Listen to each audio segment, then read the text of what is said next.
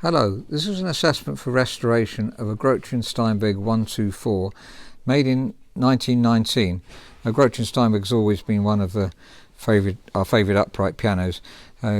Just looking at it now to see what sort of work we need to do to restore it. The casework we think is rosewood, and it's a more plain rosewood than the very decorative old rosewoods, and this is an interesting design here. So I'm not sure if the whole piano is rosewood. If you're a wood expert and can help us, that would be really useful. Side of the piano in general seems to have faded pretty evenly. Let's have a look at there we can see the original colour here.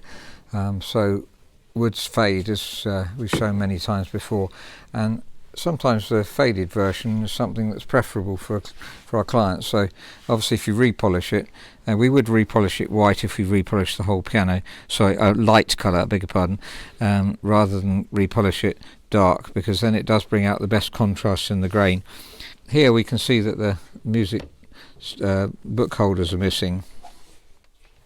Here are some book holders, and if you're not familiar with what they are, so they need to be on not too tight, otherwise they can easily break at this point. The metal on new ones tends to be less hard, so they break more easily. So you have to be careful with this. We try to fit ones off old pianos as much as we can.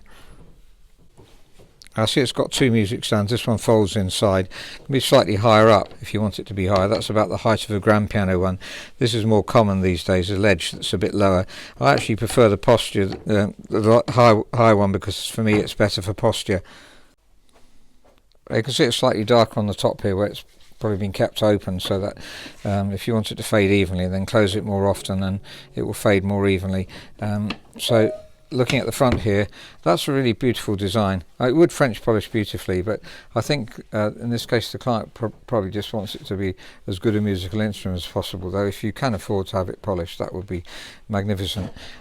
So look, the bottom stay here is missing altogether. If we look up here, you can see the bottom stay, which should be starting here, is actually broken off.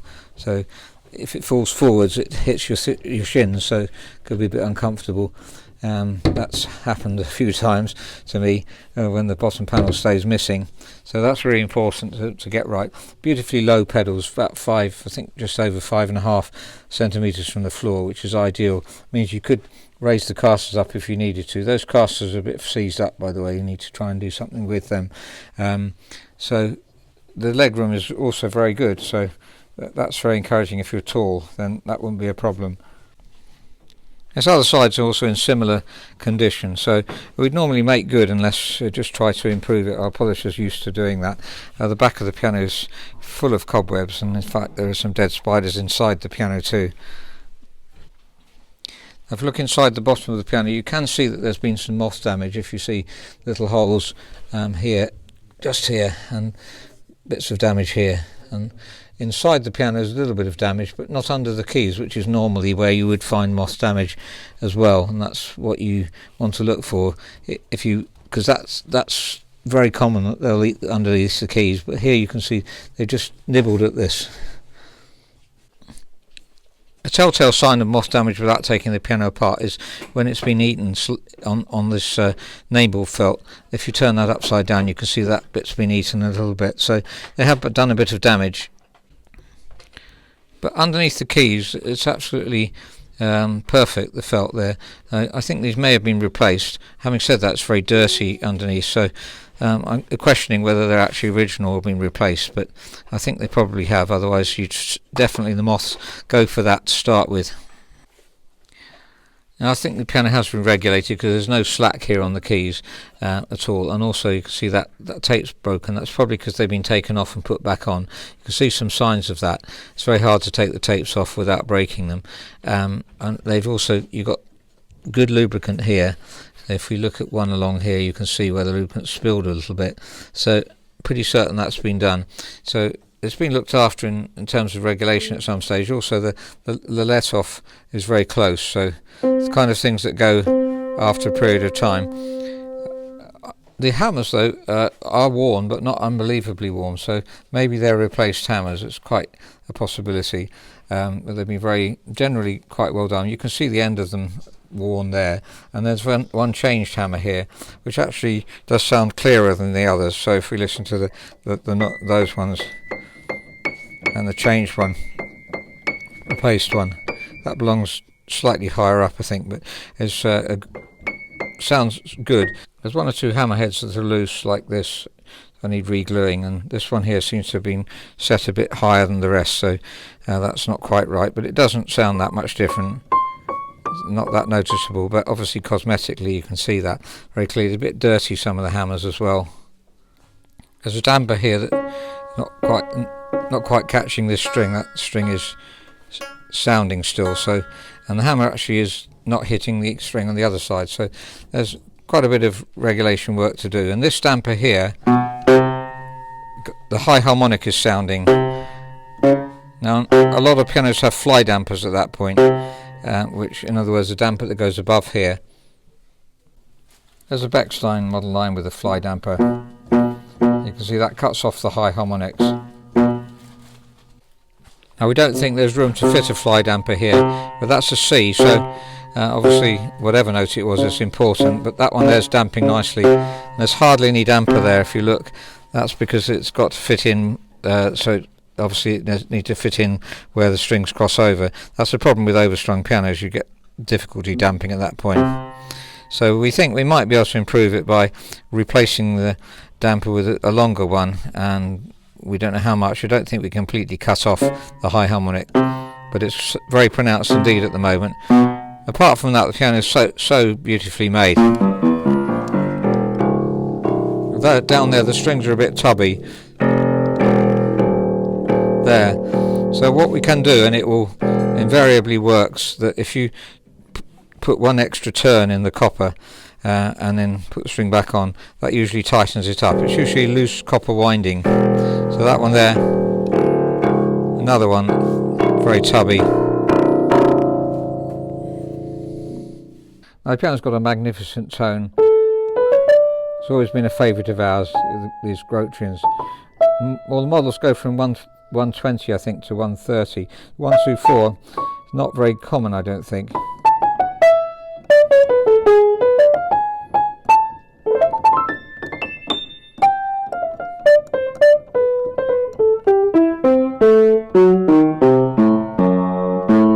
There's some damping problems. And at the back there seems to be something spilt on the soundboard, which is unusual. And it's also visible down the bottom as well. So not sure what that is, but it comes off very easily. You've just tried it and it just wipes off.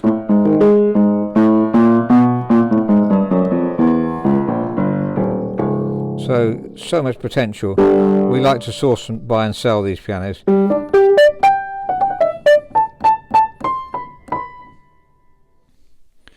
Now the keys are ivory, and some of them have been filed back because obviously they've been chipped. You can see those ones there. So I'm not sure what to do with these. That one's filed back, and it's also not covering the top properly. So obviously the ivory can be replaced. It's very commonly done these days, because if we export pianos we very usually have to replace the ivory anyway. This one's been replaced, the front not too good a match. I think we can improve that, but not sure what to do with the fronts here. We can obviously fill in the chips, but that's a decision to make, really difficult decision to make, I would say. So there's quite a lot of obvious work to improve the piano. Something I didn't show you earlier was the key weighting. If we look at the weights here, that's about correct at 51, but here we have 39.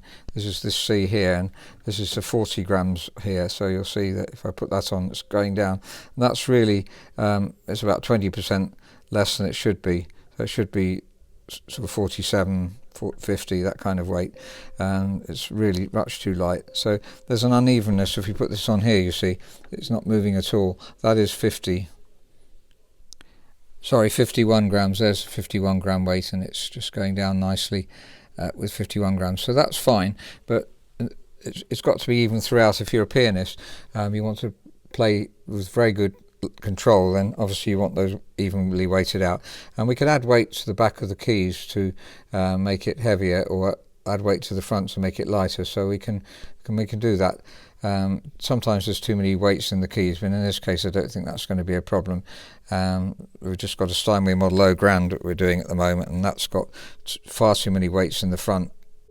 So there's a Steinweg Model O, and I don't mean it's far too many for the piano, but if you want to add any, there's not much room to add any weight. So we're lubricating this piano, and we're going to hopefully reduce that to the correct weight. So apart from that, it's full of small jobs, which I mentioned earlier, and obviously we write to the client estimate for doing this. So the small jobs, within themselves are not huge amounts of work, but if they all add up to quite a reasonable amount of work, especially the key weighting, that's really important. That's probably about a day's work. We mentioned the tubby bass strings there, so plenty of things, and as we go through the piano you might discover one or two other things at the same time. So that's an assessment for restoration of a Grotrian Steinweg 124 upright piano made in 1919, and magnificent instrument. As I say, we're always trying to, it's well out of tune there, isn't it? Always trying to source these instruments. Very delighted with them all. There's just something special about the construction. You can see how much it's been used here. Obviously changing that felt is no problem, and improving the case. We can do anything or hopefully anything that's required. Just that one damper that we're worried about, whether we can actually get rid of the high overtones on that. If you're in the trade and got some thoughts and can share them, that would be really helpful.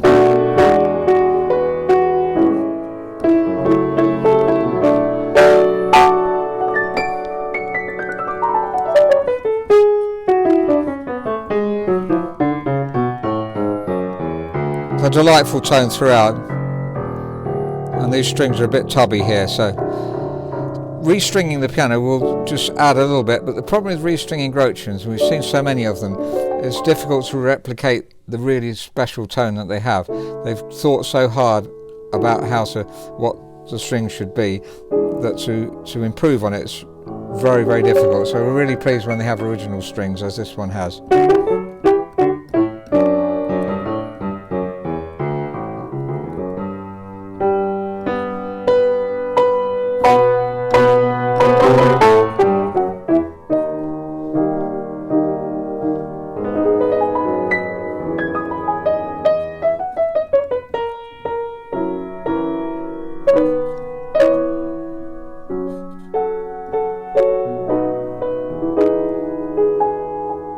Thank you very much for listening. It's the kind of piano I can play all day long, and once it's finished it's going to be a delight.